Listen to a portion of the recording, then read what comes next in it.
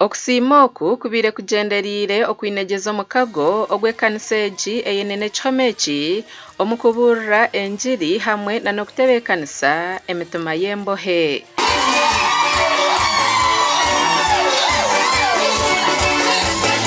Kandi abantu bamwe kambagambire abantu bamwe mwanjire gukoresa ebiconco byanyu izobe goraze kuri noza kukikozesa.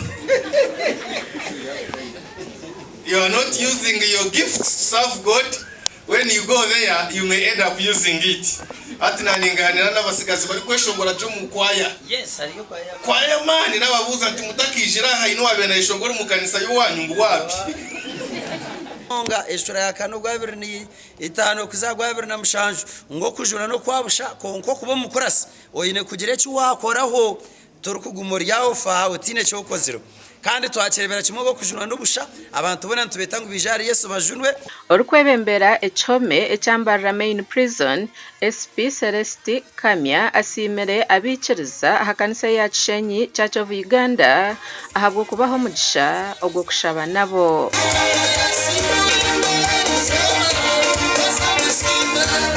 They are in prisons. Prisons. There are some cases that you see. Hariho emishango yo kureba. We could have solved down there.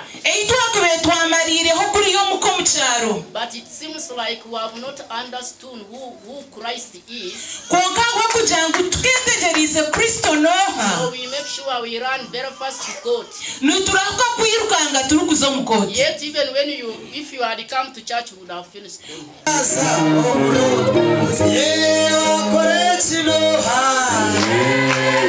I'm thanking him for his visionary leadership. That saw it very important to allow an open door policy.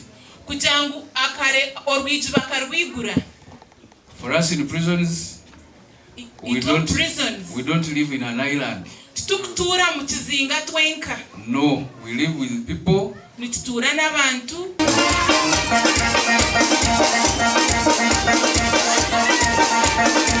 Obwahati abikiriza hakanisa egi nibaronda sente ziri kwikashiringi biliyoni 1 na n'omushobo okumarire kanisa yabo. Omugandi abikiriza abakamwenge Catholic Parish basimire President Yoweri Museveni ahabwo kubaha shiringi miliyoni 300 okwombeka ekereziya yabo.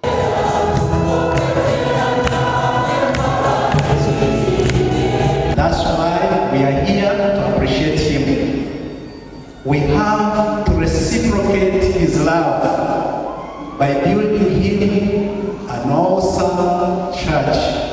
That's why we are here. Okureba ekereziya yabo. Ebi bigambirwe omukoro okutebeekanisibwe okurundana sente ezokumarira okwombeka ekereziya eya Kamwenge Catholic Parish kandi shiringi miliyoni 10 nizo zirundinwe.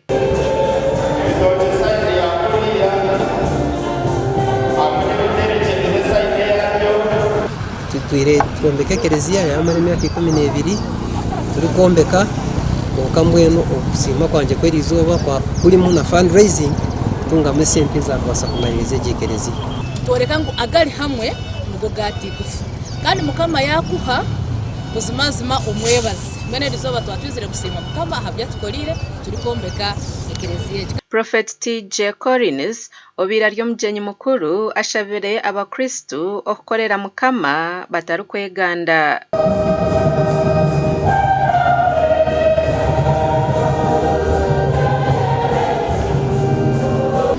N'abandi mwije kwatanise mu Rwanda mbase no kugambira abanywanyi banyu ebintu bya Rwanda byanu bigenda mu misho mureke kusigara nyuma mwe murujeyo kwatanise kuko kwatanisa n'ebintu bya Rwanda na Rwanda na kwatanisa. Amakuru aga gashakwa El Achiza na Anthony Twine.